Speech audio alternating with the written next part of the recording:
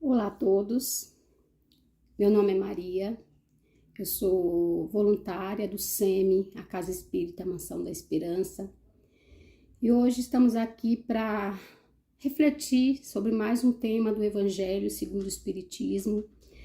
O tema é o capítulo 24, Não coloqueis a candeia sob o alqueire. Mas antes da gente fazer essa reflexão, vamos nos preparando, tanto fisicamente, acalmando a nossa mente, quanto espiritualmente, para a gente se preparar para receber mais esse tema, para a gente poder refletir com mais propriedade, com mais sentimento nos nossos dia a dias. Então eu convido a todos, aqueles que se sentirem bem, que possam fechar os olhos e assim, acalmando a nossa mente, o nosso coração, que a gente possa nos ligar aos nossos anjos guardiões, esses companheiros que estão sempre ao nosso lado, nos guiando, nos protegendo, e assim nos ligando também a Maria de Nazaré, a Mãe de Jesus, nos sentindo envolvidos pelo seu manto de luz e de amor. Agradecendo a Maria por ter sido para nós o exemplo do amor de mãe. E assim, junto com a Maria, vamos nos ligando a Jesus, o nosso Mestre amado, nos sentindo envolvidos pela sua luz, pelo seu amor, pelo seu sorriso carinhoso, acolhedor. E assim te pedimos, Jesus, que esteja sempre presente nos nossos pensamentos, nos nossos dia a dia, sempre presente nas nossas atitudes. Te agradecemos, Jesus, e agradecemos a toda a espiritualidade e que a gente possa estar de mente aberta, para que possamos refletir sobre esse tema, sobre essa mensagem que Jesus nos trouxe há muito tempo, mas que é tão atual, sempre na nossa vida. Que assim seja. Então, o tema: não coloqueis a candeia sobre o alqueire. Antes da gente falar um pouquinho sobre isso, a gente precisa lembrar que Jesus falou isso há mais de 2000 anos atrás. E aí, ainda nesse capítulo, é dito que os discípulos questionaram Jesus e perguntaram a ele: Jesus, por que falas em parábolas? Por que fala dessa maneira? E Jesus responde, eu vou até ler aqui no Evangelho para ficar, mais ou menos com as palavras que ele disse, como foi traduzido. Jesus explica dizendo aos seus apóstolos: eu lhes falo por parábolas, porque não estão no estado de compreender certas coisas. Veem, olham, ouvem e não compreendem. Dizer-lhes tudo seria, pois, inútil no momento. Mas eu vos lhe digo, porque vos é dado a compreender esses mistérios. Então ele dizia que as pessoas, que a maioria ali não tinha ainda compreensão para entender os mistérios. Mas os discípulos sim, por isso eles foram escolhidos. Eles já tinham uma certa compreensão, Por isso para ele Jesus falava diferente. Jesus demonstrava mais os mistérios, E seria mais ou menos isso. Jesus falava por parábolas, como é dito aqui, porque as pessoas ainda não tinham entendimento para entender certas coisas. Então, ele utilizava coisas do dia a dia daquelas pessoas para dar ensinamentos muito profundos. E mesmo assim, a maioria ainda não entendia. Mas um dia iria entender. Tanto é que o Evangelho, que todas as passagens de Jesus ainda está no dia a dia. E a cada momento, a cada vez que a gente tem um contato com esse Evangelho, a gente compreende de uma forma diferente, Então, o que a gente precisa entender aqui? Jesus fala: não coloqueis a candeia sobre o alqueire. A candeia era um tipo de luz que servia para iluminar, para mostrar o caminho. E o alqueire, naquele momento, naquela situação, um tipo de cesta, diferente do que a gente entende por alqueire, de sobre terras. Mas era um tipo de cesta. Então, o que Jesus estava querendo dizer ali? A luz, ela tem que ficar no alto. A luz, ela tem que ficar onde ela é vista, para iluminar, para direcionar. E não colocar embaixo de algo que vai esconder. É isso que Jesus queria dizer. E aí, o que a gente entende? O que seria a luz? Ele estava falando simplesmente da luz que ilumina a lamparina na época, a vela.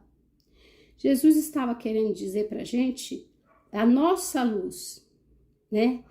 No nosso entendimento, ele queria dizer os nossos dons, as nossas qualidades, as nossas virtudes.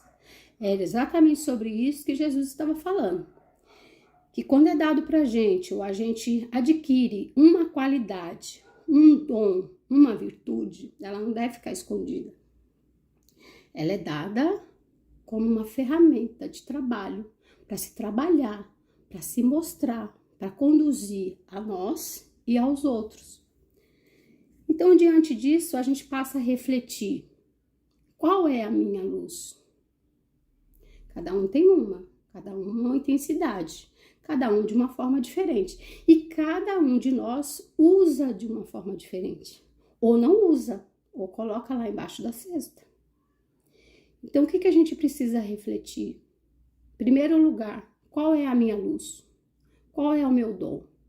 Qual é o meu entendimento? Quais são as minhas virtudes? Então, que a gente possa refletir um pouco sobre isso. Pegando sempre Jesus como exemplo, Jesus tinha muitos e muitos e muitos dons. E ele passou todos eles para a gente. Ele demonstrou todos eles, não só na palavra, não só nos ensinamentos, mas nos exemplos. E Jesus tinha o dom da palavra. Ele falava muito.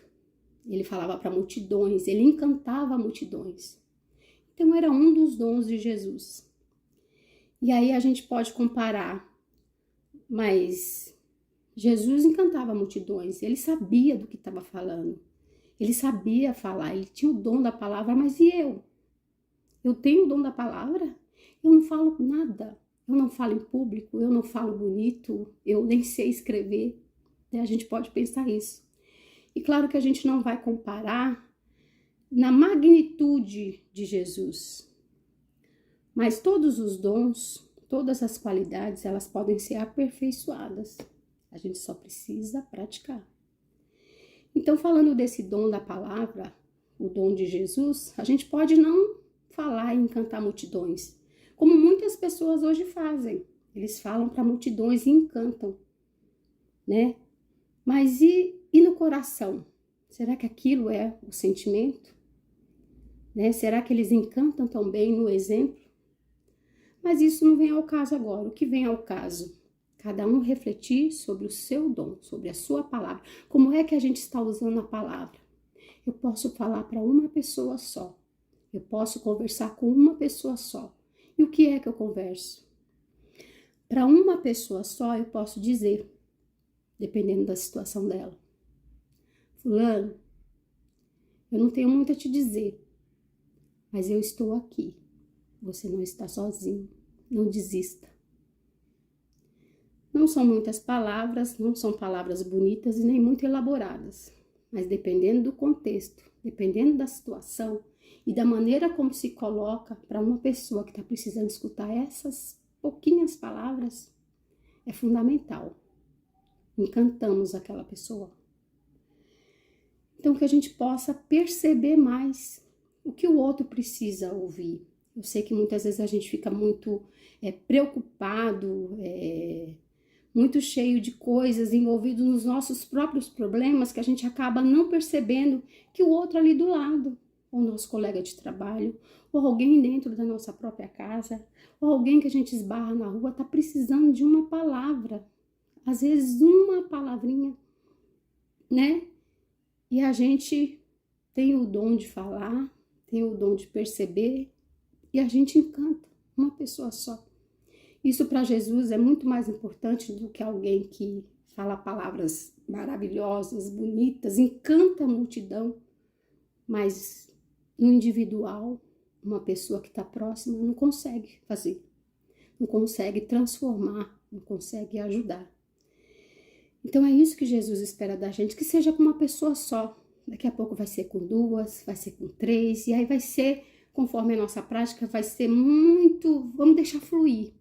E aos poucos a gente vai conseguir falar palavras de acolhimento, né? Palavras onde deixa o outro mais confortável, né? Até para poder dizer alguma coisa. Porque existe também o dom de ouvir, que não é para qualquer um. Como eu acabei de falar, a gente está sempre tão atarefado com muita coisa, com muito problema, com muitas situações para resolver, que a gente não ouve muitas vezes nem os nossos próprios pensamentos. Eles ficam ali burburando e muita coisa, e a gente não consegue parar para ouvir. E às vezes uma pessoa próxima, às vezes os nossos próprios filhos, os nossos próprios pais, um irmão, alguém ali próximo está desesperado, querendo falar algo, mas não sente o acolhimento, não sente que alguém parou e fale, eu estou ouvindo, posso te ajudar? Ou simplesmente como Jesus acolhia só no olhar. Ele olhava de uma maneira que dava segurança para o outro de falar, né? E mais uma vez eu digo, não vamos nos comparar à magnitude de Jesus, porque aí a gente vai se sentir pequeno, a gente tem que lembrar que estamos em aprendizado. Mas temos que ir tentando, temos que ir aperfeiçoando, temos que ir percebendo quando o outro quer falar e que eu posso escutar, que eu posso dar esse acolhimento. E nisso tudo são tantos os dons, são tantas as situações. E aí a gente não precisa ficar pensando grande, que a gente precisa falar e ouvir para multidões. Não estou falando de dons como cura, como milagres que Jesus fazia, como coisas grandes, grandiosas. Estamos falando de coisas corriqueiras. É um saber falar uma palavra amiga. É um saber ouvir uma palavra amiga. É um saber acolher o outro só com um olhar, só com uma atenção, dar uma atenção ao outro. Isso a gente pode fazer. Isso a gente pode tentar. Muitas vezes a gente fica pensando tantas coisas que Jesus fez, né? E a gente pensa também, Jesus veio para nos salvar, né? Foi o que nós aprendemos. Jesus veio para nos salvar, ele morreu na cruz por nós. E quando ele morreu na cruz, esse sacrifício, ele nos salvou. Realmente Jesus nos salvou. Realmente Jesus veio por nós. Jesus sabia que ia passar muitos sacrifícios, ia passar muitas situações, porque ele sabia que a gente não estava preparado para ouvir tudo que ele tinha a dizer, mesmo de uma forma mais infantilizada, no meio de parábola. Ele sabia que ia encontrar muita gente resistente e violenta. Ele sabia, mas mesmo assim ele veio, ele fez. Só que Jesus não nos salvou apenas quando ele morreu, quando ele falou, vou dar a minha vida. A vida que ele deu foi a vida desde o nascimento, aqui na terra, até o dia em que ele foi sacrificado na cruz. Não foi só aquele momento do sacrifício, porque a grande missão de Jesus não foi morrer na cruz. A grande missão de Jesus foi nos ensinar, foi procurar mostrar para nós qual era a nossa grande missão. E a nossa grande missão, desde os primórdios, desde as primeiras vidas que nós tivemos aqui, até agora e muitas outras que nós vamos viver, é a evolução moral, é o aprimoramento moral, é a gente aprender a fraternidade. E foi isso que Jesus nos ensinou, através do exemplo, da palavra. Jesus foi fraternal, Jesus foi caridoso, Jesus foi paciente nos seus ensinamentos. É tantas outras coisas que Jesus foi. Tanto é que o simples nome de Jesus, ou aquela imagem que vem na nossa mente de Jesus, ou todos os filmes que a gente assiste sobre Jesus, toca o coração. É como se a gente estivesse lá, é como se a gente tivesse um vínculo. E realmente a gente tem um vínculo muito grande com Jesus. Jesus é o governador planetário da Terra. Jesus Ele quis, Ele quer e Ele é o nosso protetor da nossa terra e de todos os que estão encarnados aqui. Ele é o nosso governador planetário. E Ele nunca nos abandonou desde o início, desde a formação da Terra até agora. Jesus ainda está presente em todos os momentos da nossa vida. Muitas vezes a gente esquece, muitas vezes a gente se deixa envolver por grandes problemas, por grandes situações e a gente acha que está só. Jesus nunca nos deixa só e nem vai nos deixar. Jesus é o responsável pela nossa evolução. E de todas as formas, Ele vai lutar. Ele vai se empenhar para que a gente aprenda, como disse aqui no começo, aprenda a ver e a olhar. Aprenda a ouvir e compreender. É que a gente aprenda sobre os mistérios da vida, sobre os mistérios de Deus. É essa a nossa grande missão. E é isso que Jesus quis nos mostrar. E hoje, mais de 2000 anos depois da vinda de Jesus, nós não podemos mais alegar ignorância. Eu não sabia que essa era a minha grande missão. Eu não sabia que eu tinha que tentar ser bom. Já é dito lá no começo, desde do Velho Testamento, que nós somos feitos à imagem e semelhança de Deus. E que nós temos a centelha divina aqui. Mas temos também o nosso livre-arbítrio. Então a gente aprende quando quer e quando tiver despertado. E isso depende de cada um de nós. Mas que nós temos essa condição de aprender. E hoje não podemos, como eu acabei de dizer, alegar a ignorância. Hoje nós sabemos que Jesus veio e deixou muito claro qual era a missão dele, que muitas vezes a gente interpreta errado, acha que só porque ele morreu na cruz já estamos salvos. O morrer na cruz foi uma consequência. O estarmos salvos foi tudo o que ele mostrou, foi todo o caminho que ele percorreu, tanto na fala, nos ensinamentos, quanto principalmente nos seus exemplos em todos os momentos. E que isso foi muito bem registrado. Isso foi muito bem deixado para nós como o caminho a seguir. O Evangelho de Jesus ou o Evangelho segundo o Espiritismo. Todas as religiões sabem, todas as religiões cristãs sabem que essa foi a missão de Jesus. Então cabe a nós despertar e saber qual é a nossa missão, qual é o nosso papel. O nosso papel é aprender a caridade conosco e com o próximo e começar a praticar. E a gente só consegue fazer isso através de uma repetição, de estar ouvindo as passagens de Jesus, de estar ouvindo e vendo coisas que Jesus fez, como ele reagiu. Então, uma tática muito boa da gente tá internalizando é sempre questionando quando a gente passar por uma situação complicada. O que Jesus faria? Como Jesus iria reagir? Então, que a gente possa refletir o tempo todo sobre as nossas ações, sobre os nossos pensamentos, E em quem nós queremos ser. Queremos ser como Jesus? Podemos, mas temos que começar. E não são nas grandes coisas. Vamos começar pelas pequenas coisas. O exemplo, a maneira com que a gente reage às situações, os problemas, E procurando ajudar o máximo que tiver à nossa disposição. Porque a vida, ela vai dando pra gente aquilo que a gente procura, aquilo que a gente vibra, aquilo que a gente precisa. Então depende de cada um de nós passar a refletir o que nós queremos, o que nós pensamos, como está sendo o nosso dia a dia, como nós estamos tratando as pessoas ao nosso redor, como nós estamos nos tratando,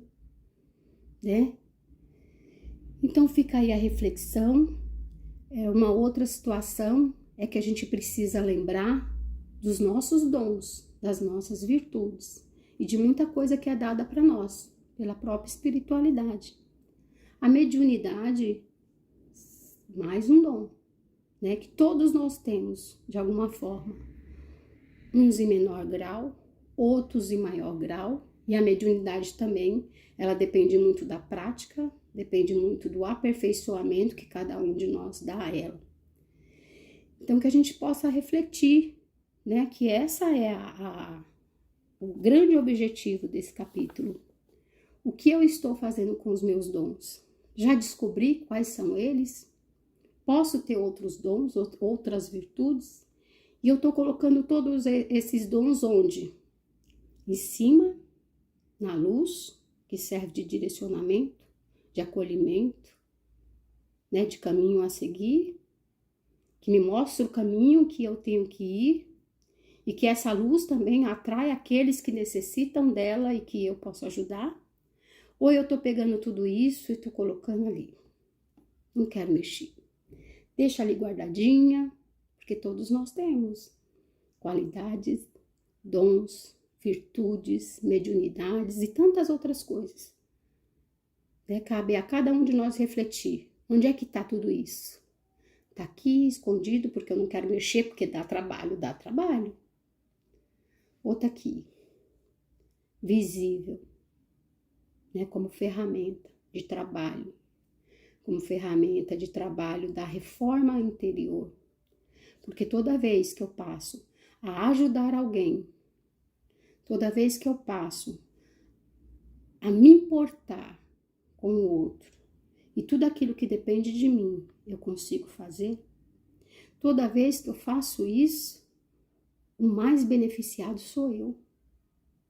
É para mim que volta aquela sensação de dever cumprido, é para mim que volta aquela sensação de tranquilidade, de amorosidade, porque é assim que é a nossa essência divina é amorosidade, é paz, é tranquilidade, é felicidade. Então, quando a gente está sentindo esses sentimentos, a gente está vibrando com a nossa essência divina. Quando a gente se entrega aos outros sentimentos, aos negativos, a gente está vibrando uma outra coisa. Então, que a gente possa refletir e saber voltar. Que a gente possa enfrentar o que é a nossa missão. A nossa missão é vibrar no bem, é fazer o bem. E como a gente faz isso? Seguindo Jesus, lembrando dos seus ensinamentos. Porque Ele nos ensinou, Ele nos ensina. E Ele está sempre presente aqui na nossa terra. Ele está sempre presente na nossa vida, de alguma forma. Então, que a gente possa ter consciência disso. E assim agradeço por essa oportunidade, por essa reflexão que também serve para mim, que serve para todos nós. E assim nós vamos agradecendo mais uma vez por essa oportunidade, agradecendo a toda a espiritualidade, principalmente agradecendo a Jesus. Ah, Mestre amado, te agradecemos pelos seus ensinamentos, pela sua proximidade na nossa vida. Te agradecemos, Mestre, pelo seu amor, pela sua dedicação, pelos seus sacrifícios e principalmente pelos seus exemplos. E assim agradecemos a toda essa espiritualidade de luz, aos nossos anjos guardiões, através da oração que Ele nos ensinou. Pai nosso que estais no céu, santificado seja o vosso nome. Venha a nós o vosso reino, seja feito, Senhor, a tua vontade, aqui na terra como no céu. O pão nosso de cada dia nos dai hoje. Perdoa, Pai, as nossas dívidas, na medida que perdoamos os nossos devedores. E não nos deixe cairmos em tentações, mas livrai-nos de todos os males, porque teu é o reino, o poder e a glória para todos sempre. Que assim seja, graças a Deus.